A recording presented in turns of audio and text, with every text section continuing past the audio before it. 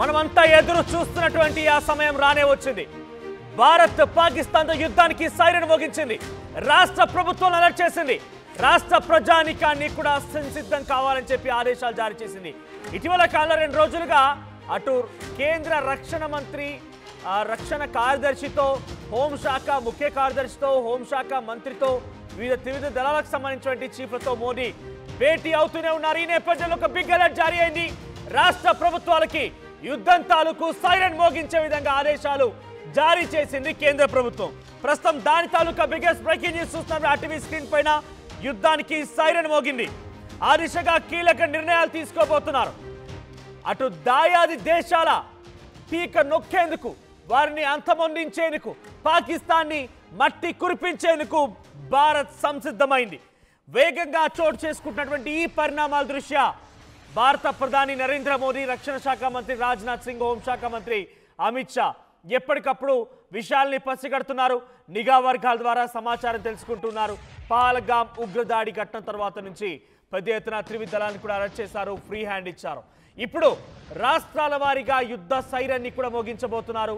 యుద్ధానికి దిగబోతున్నారు. ప్రజల్ని కూడా అలర్ట్ చేస్తున్నారు. ఇక రేపో మాపో బిగ్గెస్ట్ బ్రేకింగ్ న్యూస్, పాకిస్తాన్ని భారత్ మట్టి కనిపించింది. పాకిస్తాన్ ఆర్మీని భారత ఆర్మీ ఢీకొట్టింది. పాకిస్తాన్కి సంబంధించిన 1000 మంది ఆర్మీ బలగాలు ఆ ఎన్కౌంటర్లో బలయ్యారు.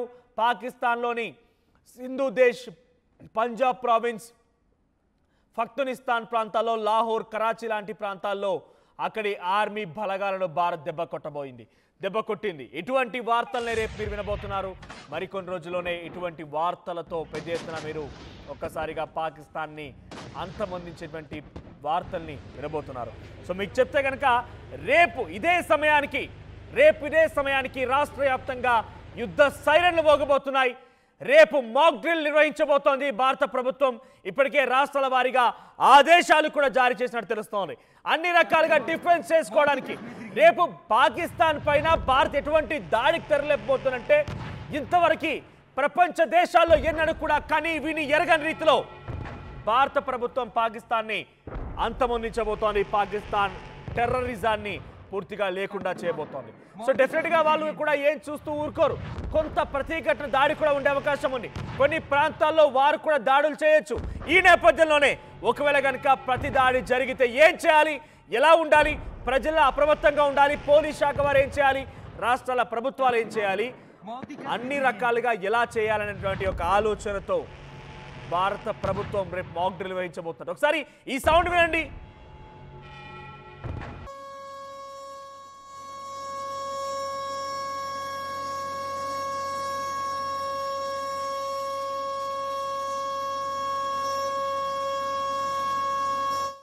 దేశవ్యాప్తంగా మార్మోగేటువంటి సైరన్ సౌండ్ ఇది.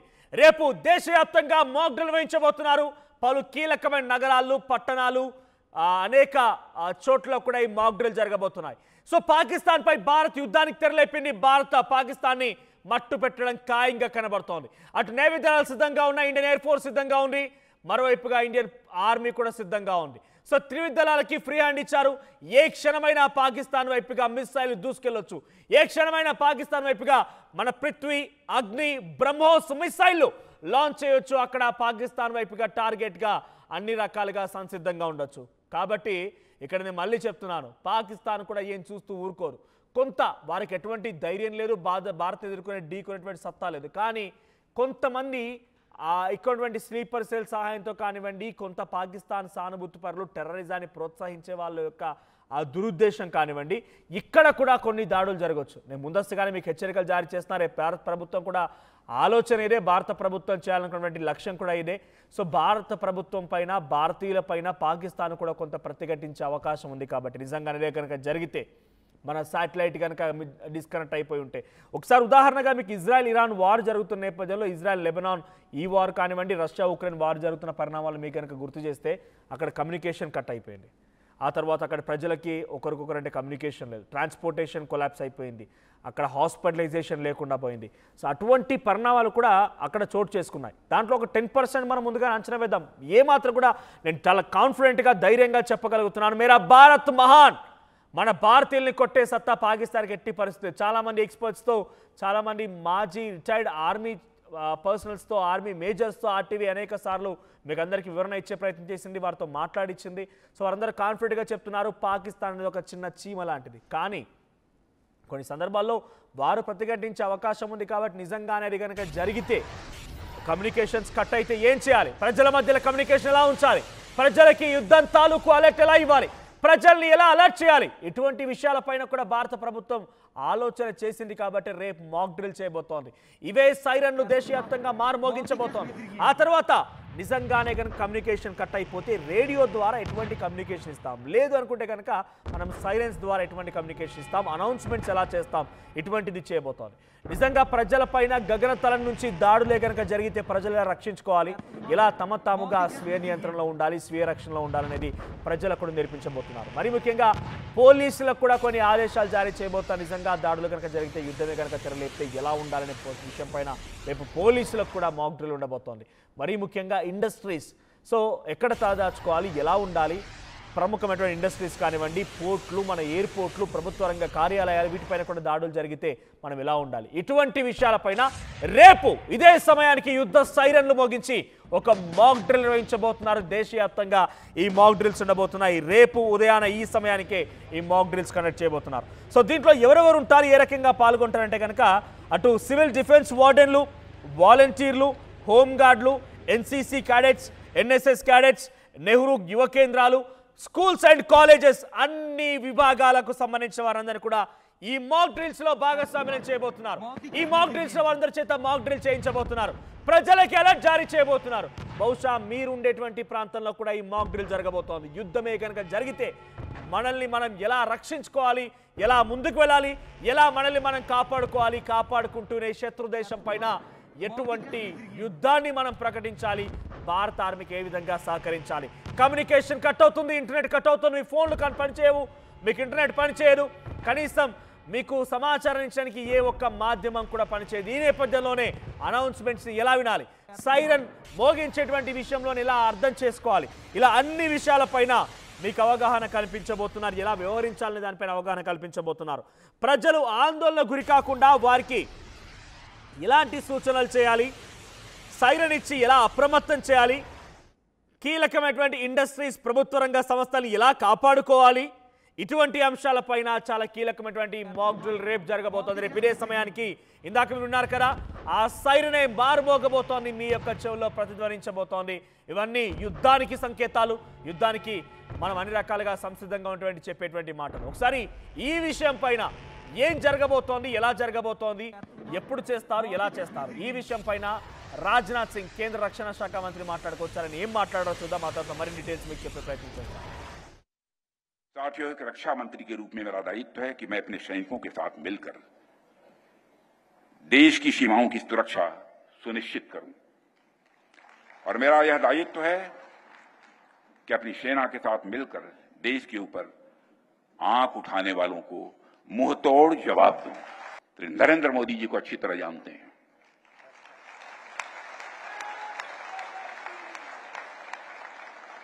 उनकी कार्यशैली से भी अच्छी तरह परिचित हैं, उनकी दृढ़ता से भी अच्छी तरह परिचित हैं।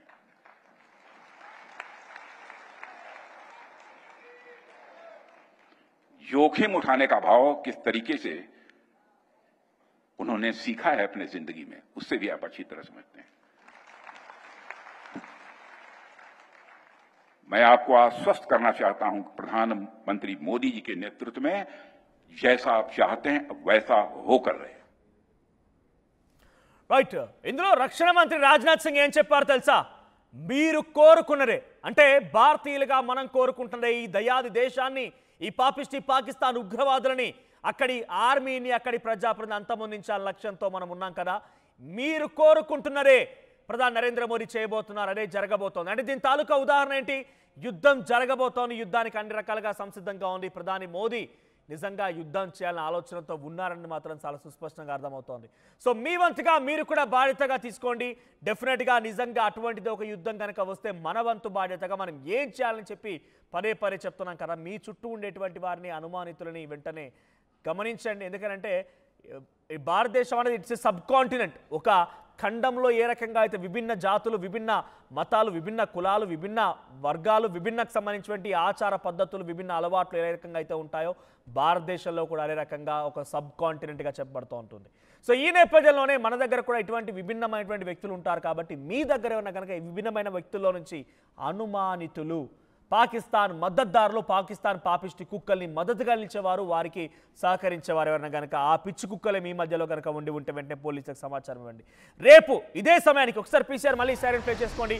ఇదే సైరన్ రేపు వినిపించబోతోంది. ఇదే సైరన్ రేపు మారబోగబోతోంది. విన్నారు కదా? రైట్, ఇదే సైరన్ రేపు దేశవ్యాప్తంగా మాక్ డ్రిల్స్ నిర్వహించేందుకు సైరన్ మోగించబోతున్నారు. ఈ సౌండే ప్రతిధ్వనించబోతోంది. ఎక్కడ చూసినా ఈ సౌండే వినబడబోతోంది. రేపు దేశవ్యాప్తంగా అలర్ట్ జారీ చేస్తున్నారు.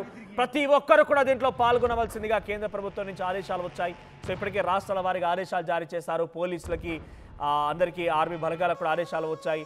సో యుద్ధమే కనుక జరిగితే, యుద్ధమే కనుక వస్తే, అంటే అన్ని రకాలుగా సంసిద్ధంగా ఉన్నాయి, ఇంకా వస్తే, జరిగితే అనేది పదాలు ఇక్కడ మనం వాడకూడదేమో, ఇది సమంజసం కాదేమో. ఈ సందర్భంలో యుద్ధం జరగబోతోంది కాబట్టి ప్రతిఘటించేటువంటి స్థానంలో పాకిస్తాన్ ఉంది. కాబట్టి మన దేశంలో కూడా అక్కడక్కడ కొన్ని దాడులు జరిగే అవకాశం ఉంది. దాని తాలూకా తట్టుకోగలిగేటువంటి శక్తిని భారత ప్రజల్లో ఎటువంటి ఆందోళన కలిగించకుండా, ఆందోళనకు గురవ్వకుండా వారిని అలర్ట్ చేసే విధంగా ఇటువంటి సిచ్యువేషన్ని ఎదుర్కోవడానికైనా కూడా భారత ప్రజలు సంసిద్ధంగా ఉండడం కోసం అని చెప్పి రేపు దేశవ్యాప్తంగా ఈ మాక్ డ్రిల్ వేయించబోతోంది భారత ప్రభుత్వం.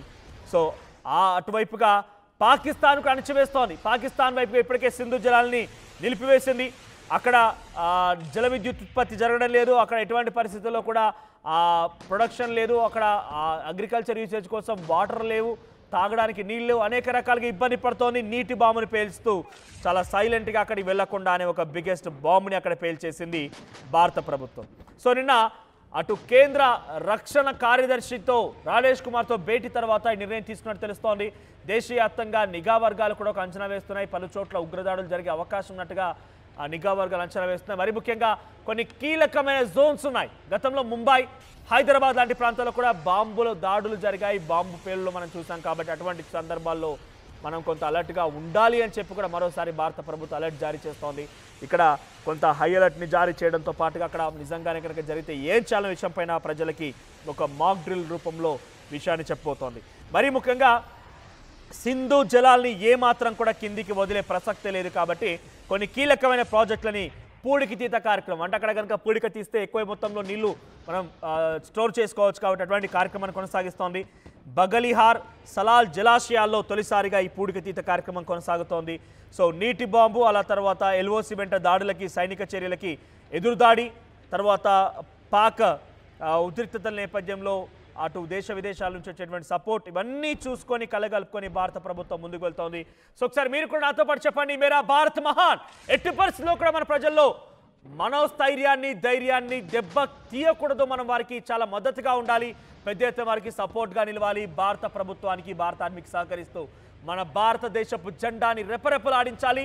ఈ యుద్ధంలో విజయాన్ని సాధించాలంటే మనందరి బాధ్యత, కర్తవ్యం కూడా ఉంది. ఒకసారి మీరు కూడా రేపు ఇదే సమయానికి సైరన్లు, మాక్ డ్రిల్ వినొచ్చి ఎక్కడ జరుగుతుంది, ఏంటి, ఎలా జరుగుతుంది అనేది భారత ఆర్మీ స్పష్టంగా రేపు, అంటే ఇవాళ సాయంత్రం కల్లా షెడ్యూల్ విడుదల చేసే అవకాశం ఉంది. మన హైదరాబాద్లో, మన తెలంగాణలో, మన విజయవాడ, మన వైజాగ్, మన తెలుగు ప్రాంతాల్లో కూడా ఇటువంటి మాక్ డ్రిల్సే జరుగుతాయి. సో అందరూ కూడా తప్పనిసరిగా వాటికి అటెండ్ అవ్వండి. ఎటువంటి చర్యలు తీసుకోవాలి, ఒక భారతీయ పౌరుడిగా, భారతీయ యువకుడిగా రక్తం మరుగుతున్నటువంటి పాకిస్తాన్ పైన దాడి చేయాలి, పాకిస్తాన్ అంతమొందించే లక్ష్యంతో ఉన్న వ్యక్తులుగా మనమందరం కూడా దాంట్లో భాగస్వాములు అవుదాం. సో మాక్ డ్రిల్లో ఏం జరుగుతుంది విషయాల పసిగడదాం. సో రేపటి రోజు నిజంగానే కనుక యుద్ధం జరిగితే మన వంతు బాధ్యత ఏంటి అనేది మనం గుర్తెరుగుదాం. ఒకసారి మీరు నాతో పాటుగా మేరా భారత్ మహాన్ అనేటువంటి నినాదాన్ని కొనసాగించండి. మీరు ఈ యొక్క నినాదాన్ని, ఈ సౌండ్ని పాకిస్తాన్ వరకు వినిపించే విధంగా, ఒక్కసారి మారుమోగించే విధంగా వినిపించాల్సిన అవసరం ఉంది. సో మీరేం ఎక్స్పెక్ట్ చేస్తున్నారు, ఎలా జరగబోతోంది, ఏ రకంగా ఉంటే బాగుంటుంది అనేది మీ అభిప్రాయాన్ని కామెంట్ చేయండి.